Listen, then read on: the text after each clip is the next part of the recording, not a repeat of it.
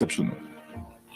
In the fullness of time, if we can gather the courage to reason together, we shall be able to overcome. So let's not lose hope. But I want to assure you also, the people, that we in the progressive movement, the Mula Umoja One Kenya Coalition Party, the movement for the defense of democracy, we are going to stand by you. We are not going to forsake you.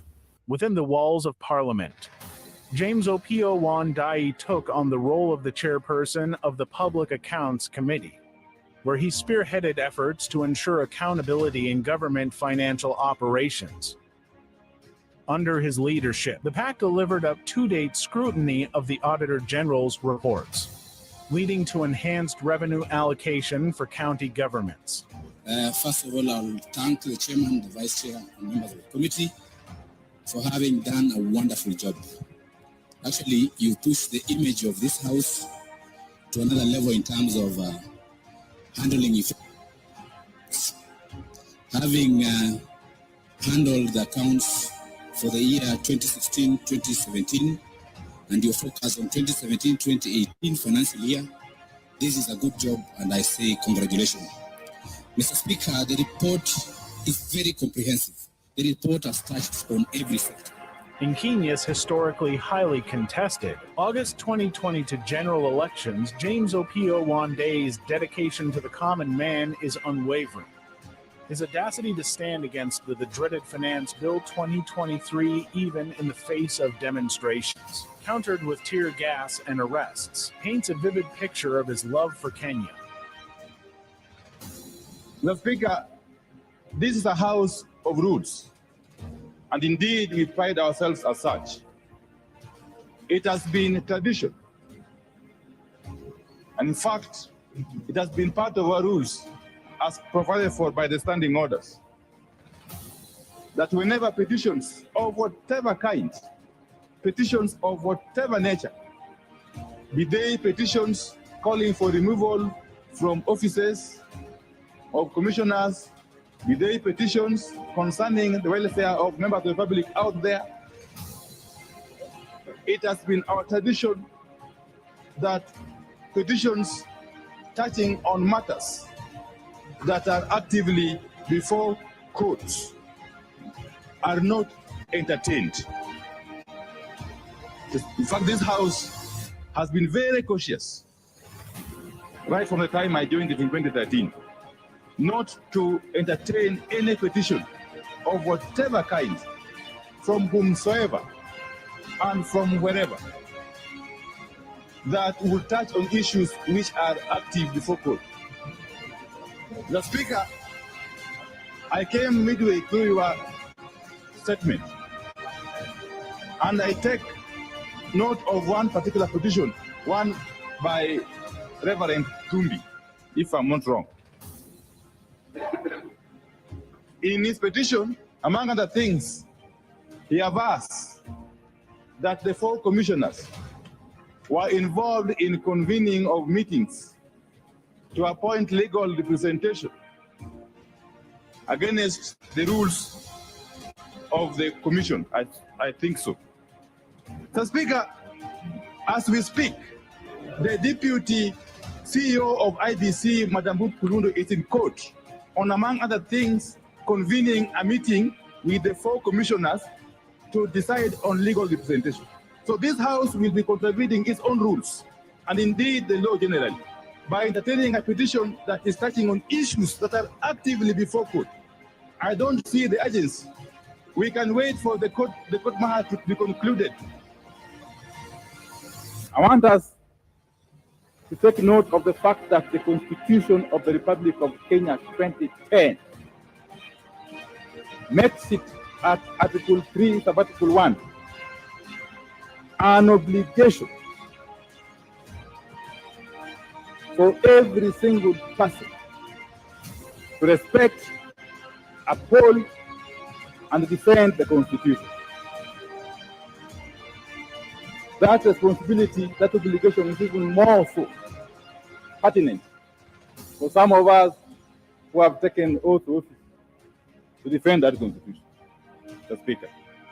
We have come to a point where we seem to be asking you to make a decision, to make a determination on a matter that is so well provided for, so expressly provided for by not only the Constitution, the Political Parties Act, but also by our own standing orders. It is also in our interest that the country runs properly, because if the country runs properly and everything seems to be fine, everybody else is happy. You can't have a country which is basically being choked by what you call debts and also mismanagement.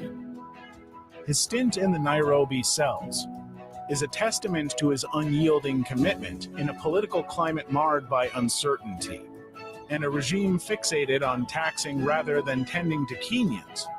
Wandayi emerges as a steadfast force. His courage, like tear gas, is impossible to ignore. In the aftermath of Kenya's hotly contested 2022 general election, the nation witnessed a razor-thin divide between the main presidential contenders, and it remains a mystery who really emerged the true victor in that fateful August 2022 election. What's painfully clear is the aftermath. The country roared in protest, demanding relief from soaring living costs exacerbated by a draconian finance bill that seemed to tax everything. Sadly, Kenyans now pocket less than half their hard-earned income. This is the first time we have come across a bill proposed by the regime in power, a bill that is totally insensitive to the plight of the people. The Speaker, how deceitful can we be? How can you go around the country promising hapless Kenyans, poor Kenyans, heaven, and yet 6-7 months down the road, you come up with a bill that essentially seeks to choke them to death? The Speaker. Enter James Opiyo Wandayi, who bravely spearheaded the initial bipartisan talks through Parliament. However, it quickly collapsed, leading Azimio la Umoja withdrawal from the talks and hitting the streets in defiance. Even then, the government maintains a deaf ear to the cries of the Kenyan people. We have refused to sit back and watch as Kenyans are being harassed to fix cash crunch caused by economic mismanagement, wasteful spending, corruption, and incompetent hiring in the critical regions. We reject this backward march. And that's why we are saying that unless that bipartisan process is opened up,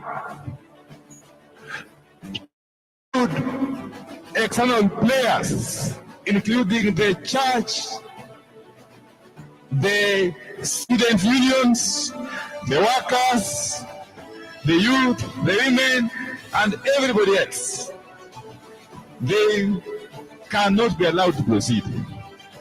And that is going to be the point of the party. The Speaker, you cannot be on one hand condemning alcoholism and drugs and so on and so forth, and on the other hand, you are removing people from gainful employment and throwing them to the wilderness. What a contradiction is that, Mr. Speaker? The majority of the people who have died in the villages have died because of hunger, lack of food. I can tell you, who did this survey or research to come up with this need for houses for Kenyans? Who asked you for houses? Who asked you?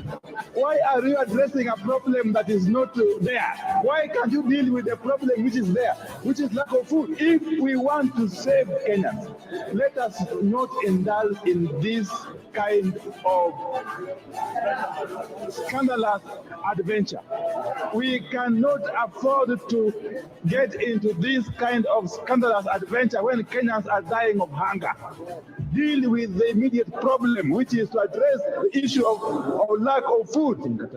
That even as we stand here to please our masters out there, our masters who are watching us, you must understand that the bigger, greater masters are the people who voted us. not those who imposed us on these positions. Mr. Speaker, this house cannot go down in history as a house which disregarded the plight of the people.